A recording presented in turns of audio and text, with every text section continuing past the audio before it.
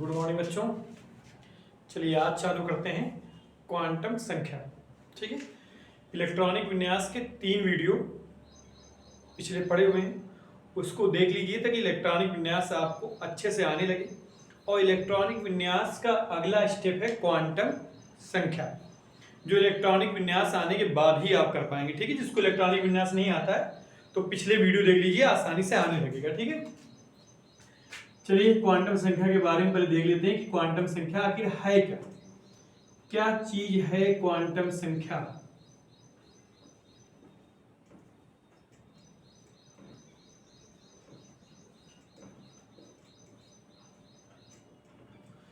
देखिए, जिससे हमें वर्ड से पता चल रहा है कि क्वांटम संख्या ये क्वांटम तकनीक होती है। ठीक है, क्वांटम मैकेनिक्स बोली जाती है।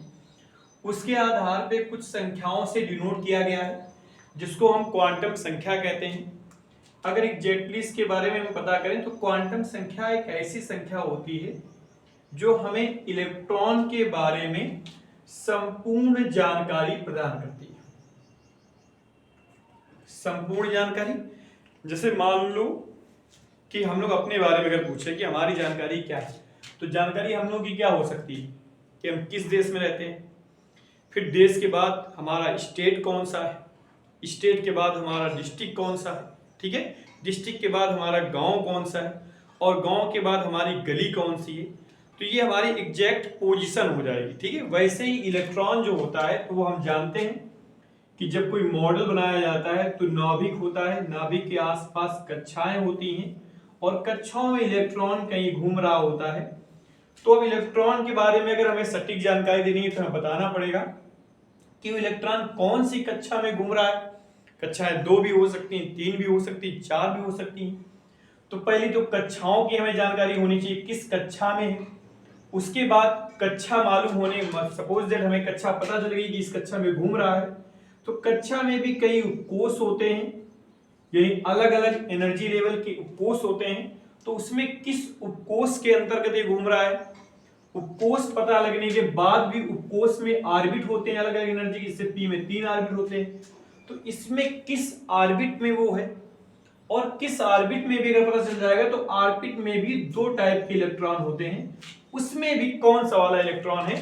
इतनी जानकारी अगर हमें कोई मुहैया करा रहा है तो उसको नाम क्या दिया गया है, क्वांटम संख्या।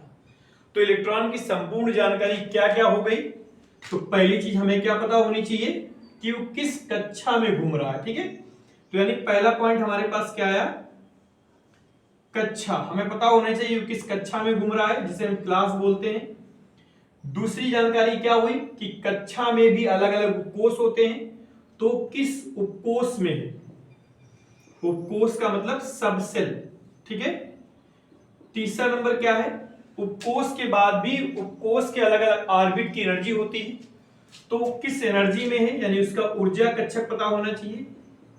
हमें ऊर्जा कक्षक पता होना चाहिए किस ऊर्जा कक्षक में है, और इसकी जानकारी होने के बाद भी हमें इलेक्ट्रॉन की दिशा का, 2 दिशाएं होती हैं, क्लॉकवाइज और एंटी क्लॉकवाइज, या इलेक्ट्रॉन की स्थिति का विज्ञान होना चाहिए कि उस कक्षक में क्लॉकवाइज वाला इलेक्ट्रॉन है या एंटी क्लॉकवाइज वाला इलेक्ट्रॉन है। तो अब आज के बाद अगर आपसे कोई पूछेगा कि क्वांटम संख्या क्या है, तो आप एक लफ्ज में उसको क्या जवाब देंगे कि क्वांटम संख्या किसी भी इलेक्ट्रॉन के बारे में हमें जानकारी उपलब्ध कराती है, यानी ऐसी संख्या जो इलेक्ट्रॉन के बारे में जानकारी उपलब्ध कराए उसे हम क्या बोलेंगे, क्वांटम संख्या। जानकारी कौन कौन सी तो बता देना, कक्षा, उपकोष, ऊर्जा कक्षक और इलेक्ट्रॉन की दिशा। यानी एक प्रकार से कहा जाए तो अगर हमें क्वांटम संख्या पता है तो हम उस इलेक्ट्रॉन तक एग्जैक्ट पहुंच सकते हैं कि वह कौन सा इलेक्ट्रॉन है। ठीक है, तो क्वांटम संख्या समझ में आ गया क्या होता है। क्वांटम संख्या ऐसी संख्या है जो इलेक्ट्रॉन के बारे में हमें संपूर्ण जानकारी उपलब्ध कराती है। अब ये 4 जो जानकारियां हमें मिल रही हैं, इसी के अनुसार जो क्वांटम संख्या होती है उसके 4 टाइप बताए गए हैं। ठीक है, जो कक्षा बताती है उसका नाम रखा गया है, पहला जो टाइप है वो है मुख्य क्वांटम संख्या। मुख्य क्वांटम संख्या जो हमें क्या बताती है, कक्षा के बारे में, कि इलेक्ट्रॉन किस कक्षा में है, और इसको हम लोग स्मॉल n से, ठीक है, स्मॉल n से दर्शाते हैं, ठीक है, किसको, मुख्य क्वांटम संख्या को। और क्या बताती है कि इलेक्ट्रॉन की कक्षा कौन सी। सेकंड जो टाइप लिखा हुआ है इसका, उपकोष के बारे में जानकारी देती है। इसको हम बोलते हैं द्विगुणसी, या इसमें एजीम्यूथल क्वांटम नंबर बोला जाता है, ठीक है, द्विगुणसी क्वांटम संख्या, क्वांटम संख्या जो हमें क्या बताती है, उपकोष के बारे में, कि जो इलेक्ट्रॉन घूम रहा है उस कक्षा की कौन से उपकोष में है, एस में है, पी में है, डी में है कि एफ में है, ठीक है, और इसको हम लोग स्मॉल एल से डिनोट करते हैं, ठीक है। तो दो क्वांटम संख्या हो गई, पहली मुख्य क्वांटम संख्या जो हमें क्या बताती है, कक्षा, जिसको हम स्मॉल एल से डिनोट करते हैं। दूसरी क्वांटम संख्या कौन सी, द्विगुणसी क्वांटम संख्या, जिसको हम स्मॉल एल से डिनोट करते हैं, और ये हमें क्या बताती है कि उपकोष कौन सा है, यानी किस उपकोष में इलेक्ट्रॉन घूम रहा है, ठीक है। और जो तीसरी क्वांटम संख्या होती है वो होती चुंबकीय क्वांटम संख्या,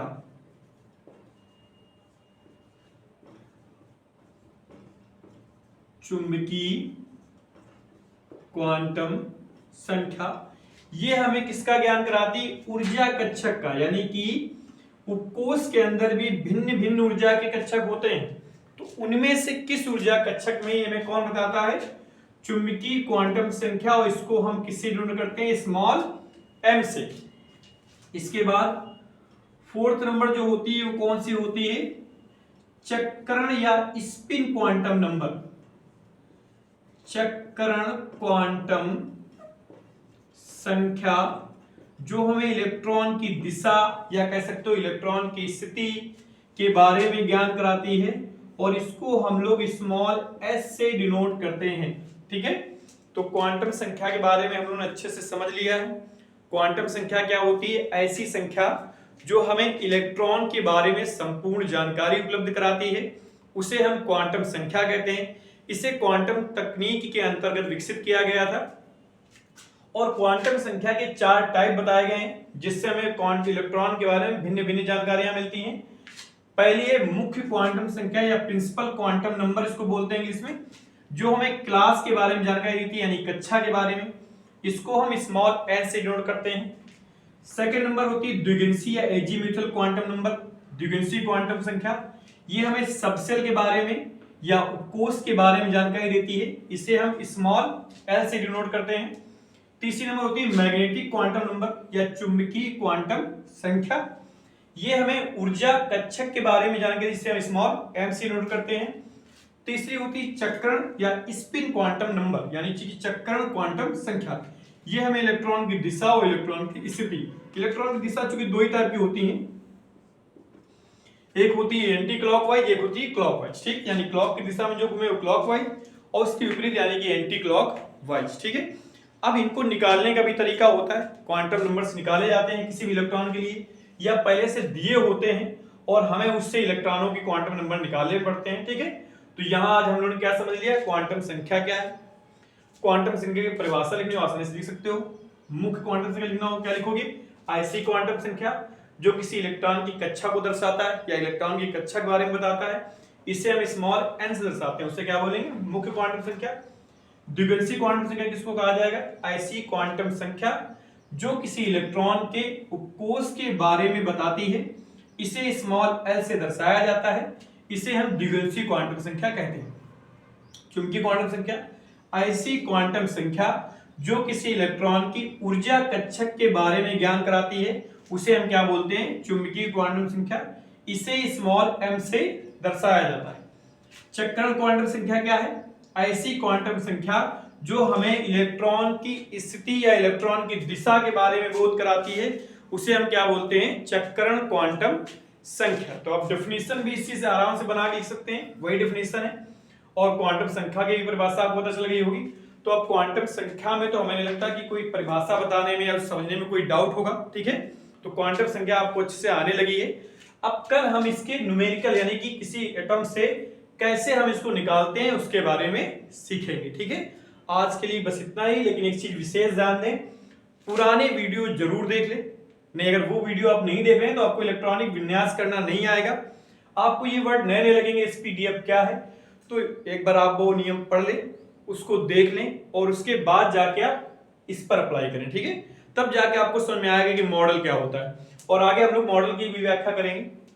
आगे कुछ दिनों बाद फर्स्ट के चैप्टर वाइज जब कोर्स चालू होगा तो आपको मॉडल भी सारे मिलेंगे, Rutherford model, Bohr model, Thompson model, सब विस्तार से एक एक टॉपिक समझाया जाएगा आपको। ठीक है, बस पर डे आप वीडियो देखते रहिए, उसको समझते रहिए, आसानी से आपको केमिस्ट्री आने लगेगी। क्योंकि केमिस्ट्री समझने के बाद बहुत ईजी हो जाती है, रटने में बहुत कठिन लगती है, जब आप उसको समझ लेते हैं तो बहुत आसान हो जाती है। ठीक है, तो समझ के पढ़िए, रटना बेकार, उसका कोई फायदा नहीं, समझेंगे तो बहुत आसान रहेगी। ठीक है, अब मिलेंगे कल नेक्स्ट वीडियो में।